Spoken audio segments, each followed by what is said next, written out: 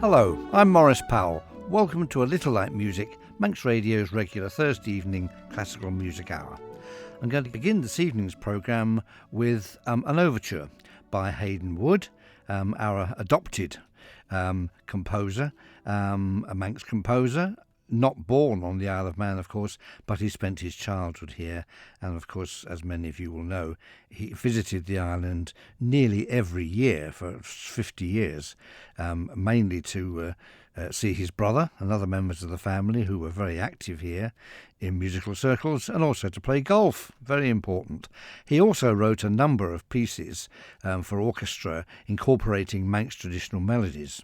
But here is his Manx overture, subtitled The Isle of Mountains and Glens, written in 1936, but actually it doesn't contain any traditional Manx melodies. It just sounds as if it does. Very fine piece. The Isle of Man Symphony Orchestra performed this piece some years ago now, maybe 7, 8, 9, 10 years ago possibly, at a sort of Haydn Wood or a Wood family commemoration concert, but I don't think it's been heard here since. So Haydn Wood, a Manx overture.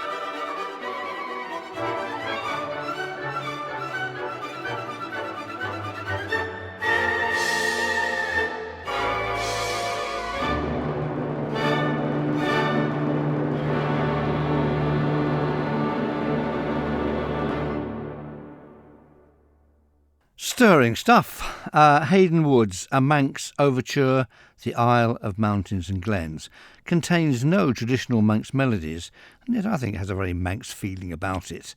I often think of that piece as I'm tramping over the moors. Not that I do that very often these days, but you know what I mean. Haydn Wood never ceased to publicise in many different ways the island where he grew up, as indeed did Faure, the great chorus singer who came here every year for 50 years or so. The Isle of Man government, in its wisdom, failed to recognise her contribution to the island. Not only was she generous in raising funds for charities, but she always included some of the Kelly songs and other Manx sort of musical songs in her programmes, and always spoke very highly of the island. I wonder who out there today is flying the flag for the Isle of Man in quite that way. The music of Faure, the French Brahms, as he used to be called, although I don't think that really does either Brahms or Faure a favour. Gabriel Faure, wonderful composer. His Requiem, of course, has been performed here many times, and rightly so. It is a consoling, beautifully lyrical piece of sacred music. Here's a much shorter piece. This is Après un rêve. It's an arrangement for cello and string orchestra of one of his 3 songs, Opus 7 from 1877. Après un rêve, After a Dream.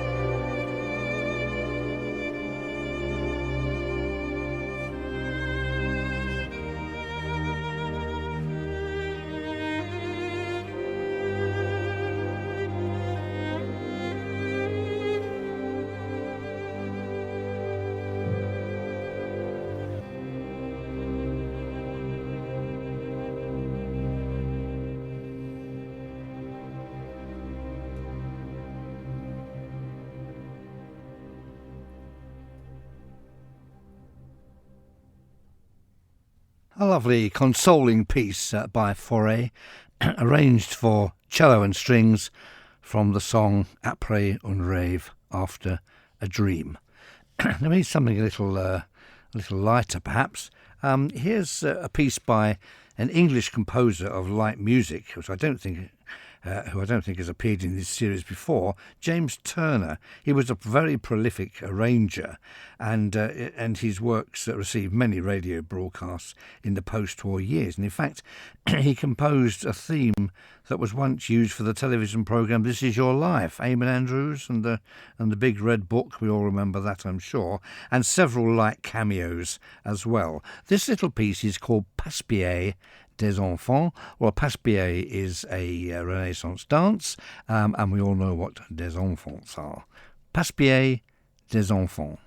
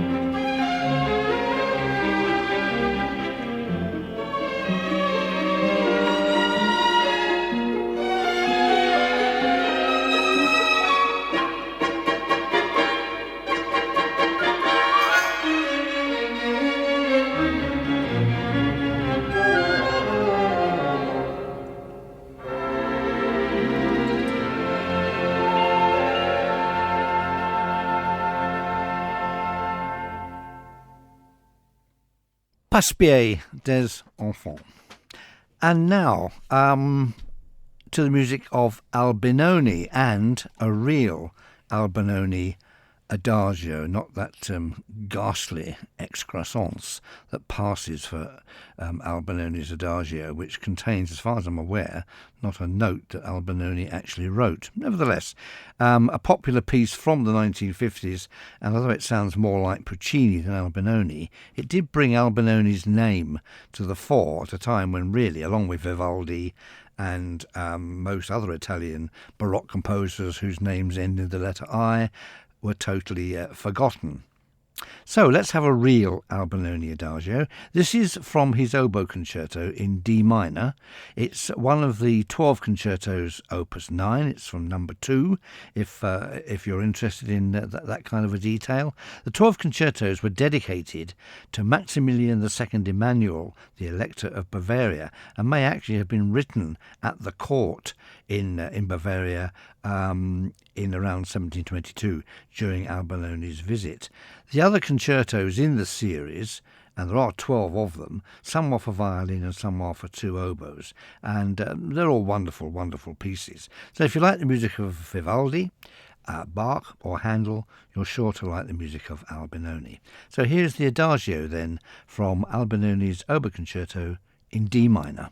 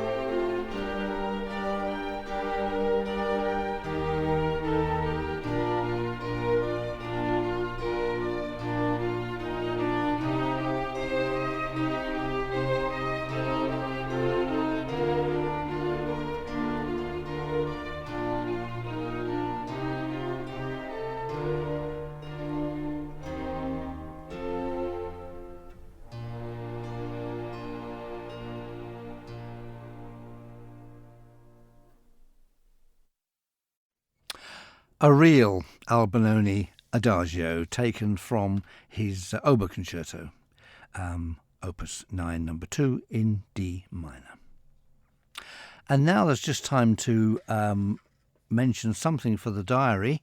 Isle of Man Symphony Orchestra, the gala concert this year, takes place in the Royal Hall at the Villa Marina on Sunday, the 24th of November at 2:30 p.m. That's Sunday, 24th of November, Royal Hall, Villa Marina, 2:30 p.m. The Isle of Man Symphony Orchestra Gala Concerts. Tickets are available now, of course, from the villagaiety.com, and also you can phone 600 555. Now, the main work in the first half of the programme is Elgar's Cello Concerto, played for us by the Polish virtuoso Ewa Mizerska. The first half also includes music by Walton, the Spitfire Prelude and Fugue. The second half opens with a lovely piece of Delius and then continues with the Vaughan Williams piece for strings and harp, the variations on Dives and Lazarus, and the main work in the second half is Elgar's Concert Overture in the South, and there'll be a rather surprising compulsory encore, which will actually be in the programme, but basically is a short piece to finish with. It should be an absolutely splendid concert, and it's the last concert that I shall have the privilege of conducting the Symphony Orchestra, because after 20 years I'm going into a disgraceful retirement. So Sunday 24th of November, Villa Marina, 2:30, Isle of Man Symphony Orchestra Gala Concert. And now we return to Haydn Wood for extracts from two unique recordings. Sadly, there is only one recording extant of Haydn Wood's voice, and there is only one very short extract of Haydn Wood playing the violin. Let's go to the first one first. This was recorded in 1954 as part of one of Peggy Cochrane's programmes, My Friend the Composer, 1954. She was a remarkable musician. She played the piano and the violin to concert standard. In fact, could have played Haydn Wood's violin concerto and piano concerto, which is quite unique. She was married to the band leader Jack Payne, and she played in all the grand hotels. Now, her radio series was very famous, and she interviewed lots of famous musicians: Eric Coates, Vivian Ellis, Noel Gay, and many others as well. Even Larry Adler, the famous harmonica player, was a guest on her programme. And she usually introduced her programme by playing a series of famous pieces by the person that she was interviewing. And she does that here. She opens the programme with a selection of piano arrangements of some of Haydn Wood's most famous songs. And then she comes to a section where Haydn Wood actually himself speaks, and they talk a little bit about his piano concerto. It's quite short, around 2 minutes, not altogether satisfactory, but it's all we have of the voice of Haydn Wood. Well, now I'd like you to meet Haydn Wood. Peggy, I'm so glad to be here with you. Last time we met was in Devon, wasn't it? Yes, when I was having a short holiday between broadcasts. And talking of broadcasting, I shall always remember the night I gave my first performance of your violin concerto, and how scared I was when I saw you coming into the studio. But it was such an honor you paid me asking me to play it for you. It was a splendid performance, Peggy. Thank you, Haydn. You never broadcast my piano concerto, did you? No, I didn't. But I have the music here on the piano, and I'd like to play part of the theme from the first movement.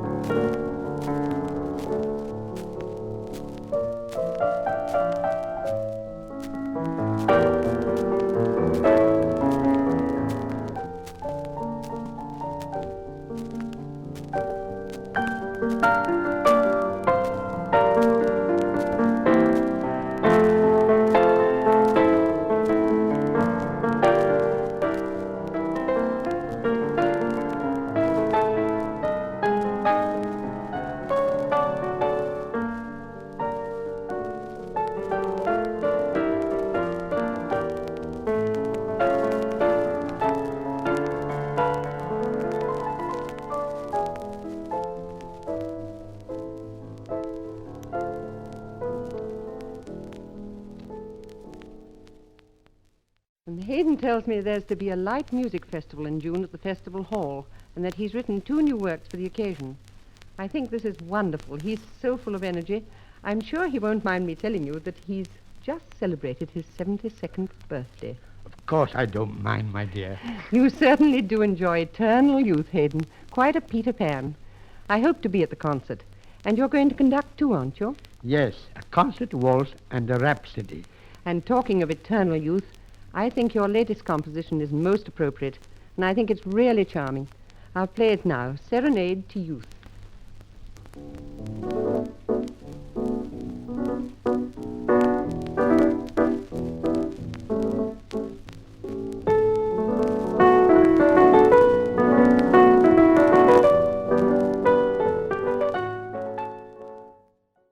A remarkable but all too brief extract from one of Peggy Cochrane's My Friends the Composers programme for the 1950s, and we heard there the voice of Haydn Wood, all too brief. I have one other short recording that you might be interested in. This is the only recording extant of Haydn Wood playing the violin. Now, of course, before he became well known as a composer, he was a virtuoso violin, and at the time he was at the Royal College of Music in the late 19th century, he was the most remarkable virtuoso they'd ever had. He later went on and studied in Belgium at the Conservatoire in Brussels, and perhaps it was there that he came across this piece. It's by a French composer, Gabriel Piernet, and it's the Serenade in A major.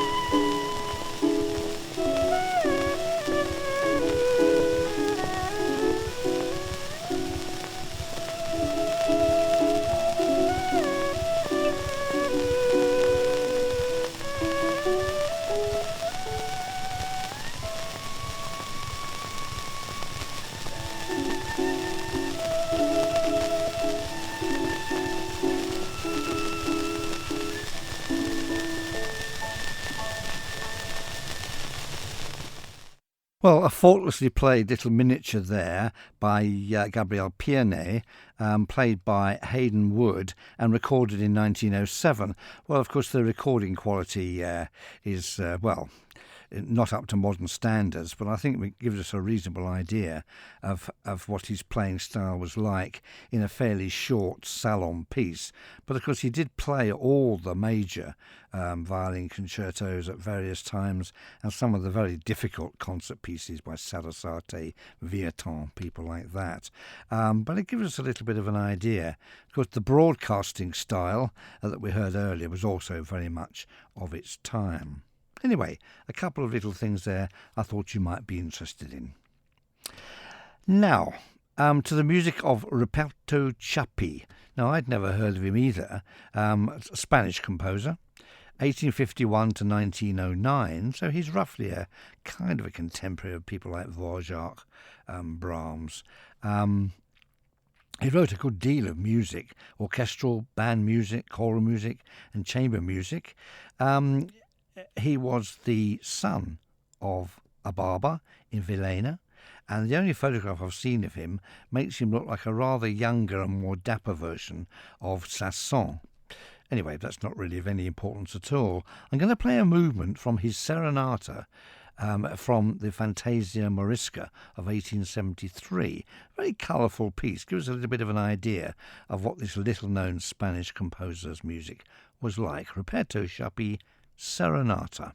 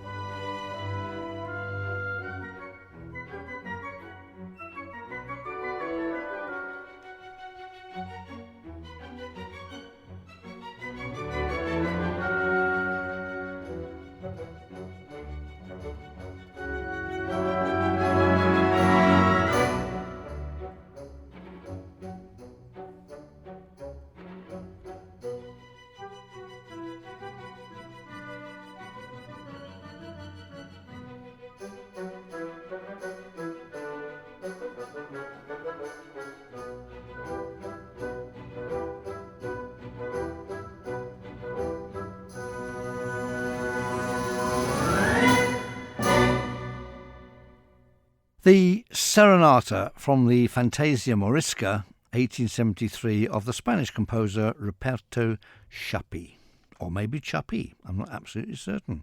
Attractive piece. And now to the music of Faure, and we're returning to the music of Faure. Perhaps his best known pieces come from the Dolly Suite, originally written for 2 pianos. They're 6 short pieces written to celebrate the birthday of the daughter, presumably Dolly, of his mistress. Well, there you go. The most famous one, of course, is the Berceuse, which was the introductory music for BBC Radio's Listen with Mother. But I'm also going to play the Kitty Waltz, although Kitty should be Ketty. Kitty, it's not about a pet cat, it's about a pet dog called Ketty. Don't ask me how that works. And the last one, of course, is the Spanish dance. So 3 pieces then from the Dolly Suite: Berceuse, Kitty Waltz, or it should be Ketty Waltz, woof woof, and La Pas, or rather La Pas Espagnol, a Spanish dance.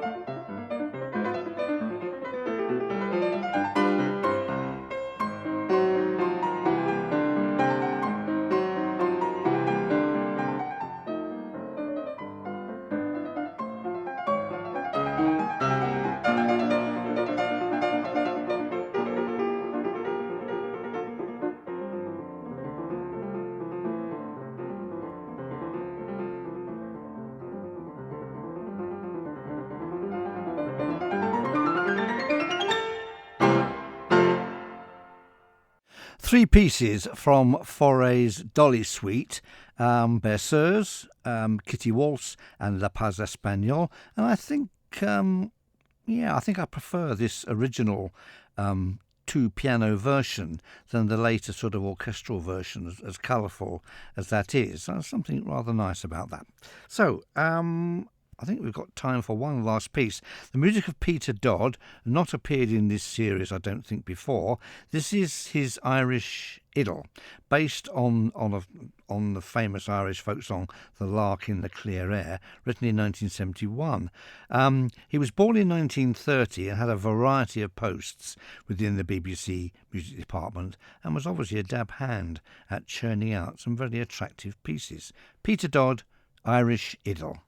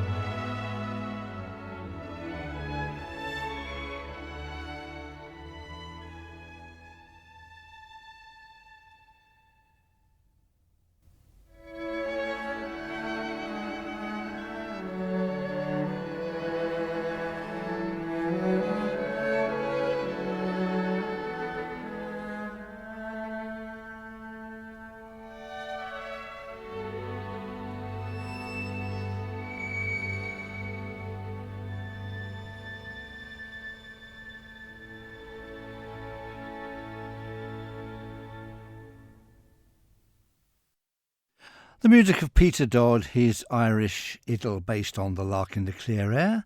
And that brings us to the end of the programme. Please join me again next Thursday at 9 o'clock when the programme will have a distinctly nautical flavour. In the meantime, something to play us out. Jack Beaver's News Theatre. Goodbye.